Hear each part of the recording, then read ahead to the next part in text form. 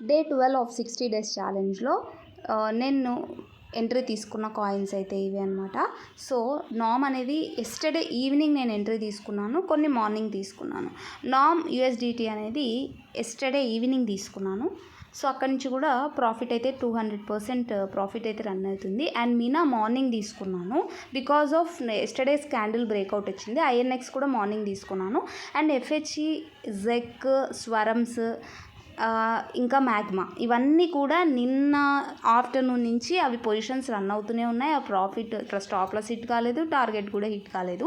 And ఇంకో విషయం ఏంటి అని అంటే, మనకి మంచి మొమెంటంకి రెడీగా ఉన్న కాయిన్ వచ్చేసేసి డ్రిఫ్ట్ యూఎస్డిటీ. ఈ డ్రిఫ్ట్లో మనం ఈరోజు క్యాండిల్ ఆఫ్టర్నూన్ వరకు బాగా సస్టైన్ అయింది అంటే అక్కడి నుంచి కూడా అబోవ్ 80 లెవెల్ ఏదైతే ఉందో 0.080 లెవెల్ అక్కడి వరకు మొమెంటం చేసే ఛాన్స్ ఉంటుంది. సో దీన్ని మీరు యాడ్ చేసుకొని ఒకసారి అబ్జర్వేషన్ అయితే చేయండి. సో మనకి డే 11కి ప్రాఫిట్ ఎంత మిగిలింది ఎస్టర్డే అంటే 250 రూపీస్. Follow for more.